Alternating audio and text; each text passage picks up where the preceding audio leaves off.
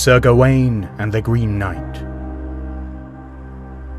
An original adaptation written and read for you by Jon Buckeridge.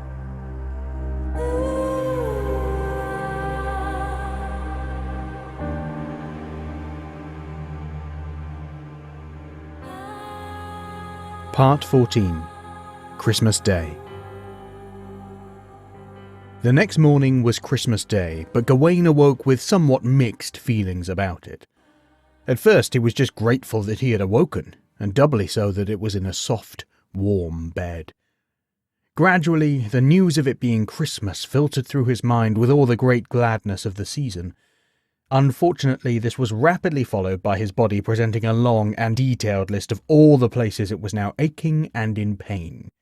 Had he just been in the saddle for the last 2 months, that would have been bad enough. But Gawain's journey had involved ravening beasts, tree-hurling trolls, and finally an actual dragon. And now his body was a litany of complaints, injuries, and eye-watering stiffness. Gawain was conscious of places on his body that he had not realized were connected, but now, with the crystallizing introduction of pain, he was all too aware of. For a moment he considered just lying there in the warm comfort of his bed and putting paid to the day. But gradually the sounds and smells of Christmas Day began to waft their way into his room with sweet temptations.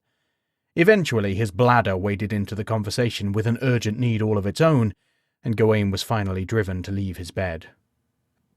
Once standing, he knew that if he returned to bed it was likely to become a permanent position. So he bathed himself slowly and carefully and took a long look in the mirror. "You look a mess," said the voice in his head in a willful act of understatement.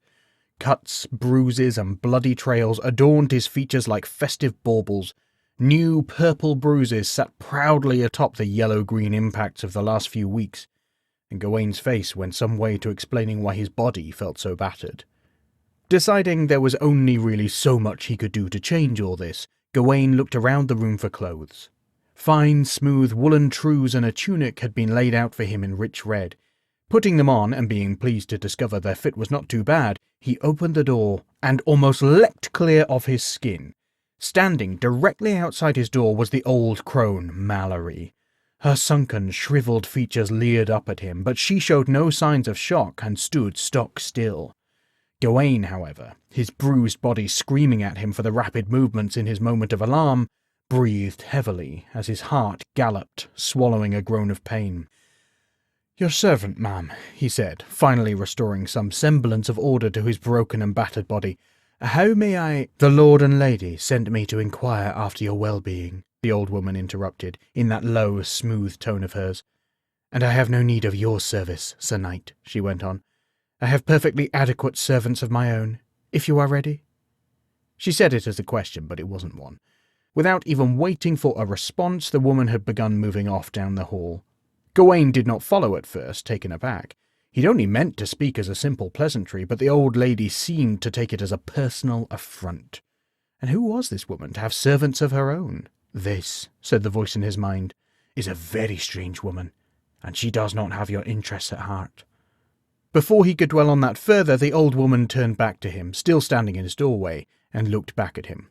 It was not a glare she gave him, because a glare requires you to care about the person you're glaring about. No, not a glare, but something similar. Gawain could not think of a name for it, but if there was such a thing as an indifferent glare, the crone was giving it to him right now. "Come," she said, with a small gesture, and Gawain got the impression she was well used to having her instructions followed without question. "Stranger still," whispered the voice in his head, like it was worried she might hear, and Gawain wasn't entirely sure she couldn't. He followed her, moving like an old man. Slow, stiff, and aching with each step, he pushed and pulled his body down the stairs. Mallory made no effort to help him, just fixed him with that dispassionate stare and watched as he conquered the stairs at last. Finally reaching the great hall, he paused by the door, peering nervously in. "Ah, Gawain!" came the rich baritone of Lord Bertilac. "Welcome once more to our hall. Right glad I am that you were able to join us.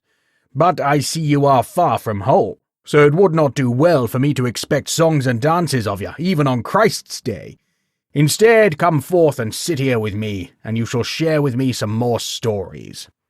So Gawain was given a chair with Lord Bertilac, and all through the feasts of the day, Gawain and he swapped and shared stories.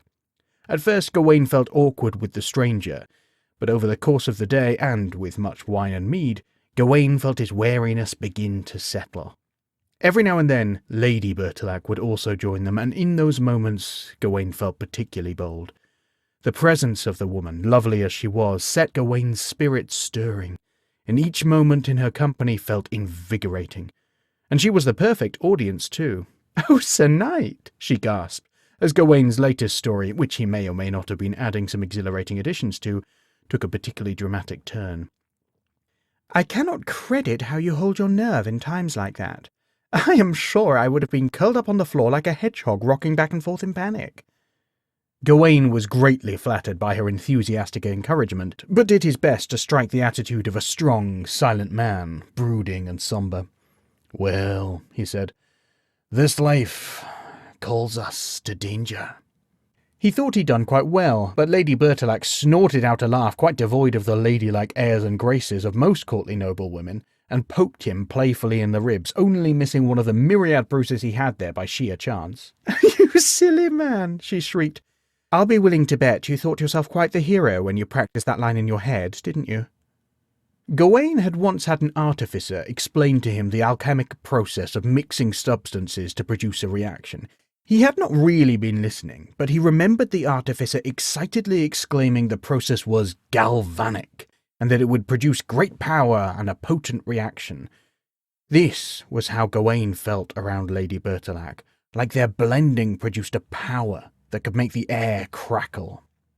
As ever, though, she was accompanied by the old crone, staring daggers at Gawain and taking every moment she could to discourage him with those beetle-black eyes and oddly youthful voice. Undeniably, she distinctly dampened the reaction between Lady Bertilac and Gawain. Still, between Gawain and Lord Bertilac, a bond was being built. "Ha ha, Gawain," said the man, clapping him warmly on the shoulder. "Right glad I am to have you here. And I would not want that to end too soon, so let me tell you this. I know of the green chapel you seek. In fact, it is but a few short miles from this very castle. I will guide you there myself when the time is right, but for now, I beg you, stay with me a while longer." Gawain thought on this a while. On the one hand, he did not know why Bertilac had not told him he knew of the green chapel immediately, while on the other hand, he was just glad to have some sign of it after all these months of searching. Then, of course, Lady Bertilac span off the dance floor and sat on her husband's knee. "Ah, Sir Knight," said the lady, her face still flushed from the festivities.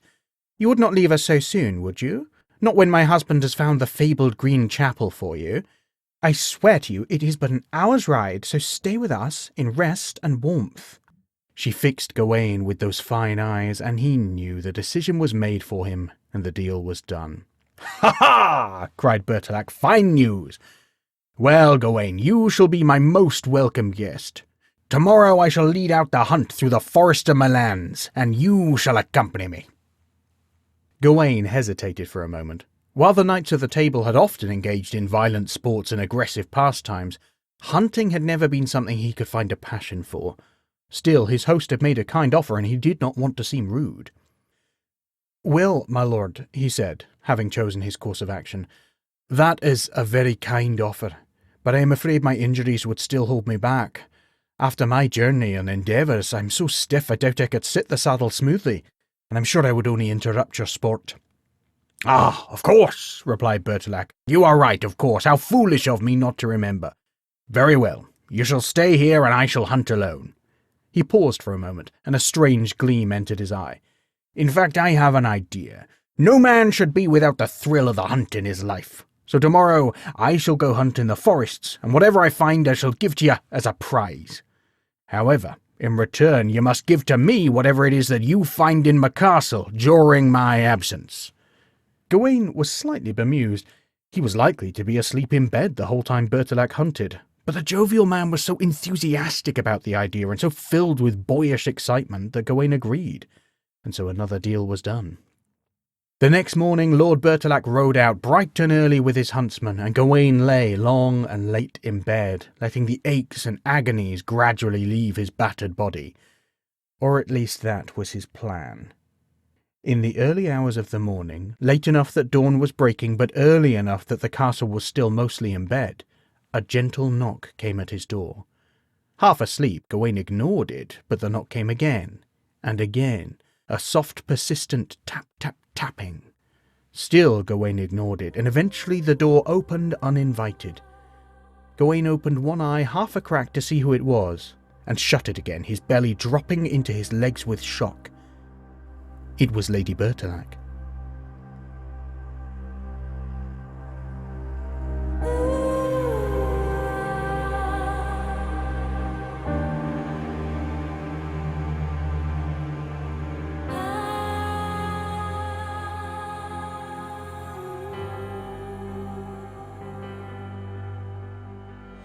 Thank you for listening. Sir Gawain and the Green Knight is a Settle Stories commission. Written and read for you by Jon Buckeridge. Story consultant was Miriam Sarin. Music was Tectonic by Saedra, downloaded via Uppbeat. It was a Parable Arts production.